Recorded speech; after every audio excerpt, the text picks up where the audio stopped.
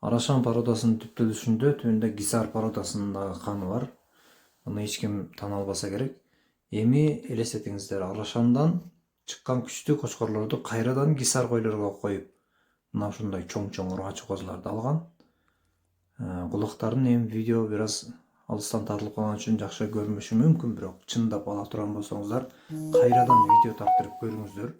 Анткени козулардын сөөктөрү, кулактары, разрездери бүт баары жайында экен туугандар. Өтө чоң койлор боло турган нерсе экен. Баалары 27 миңден срочныйга коюлуптур.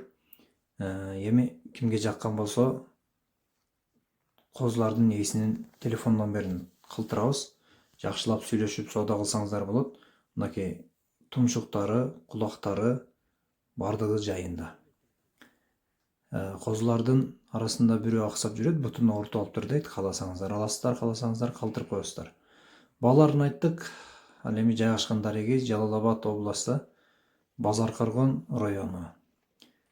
Ош Бишкек трассасына жакын жерде болуш керек туугандар. Чалып байланышып тактап келишесиздер.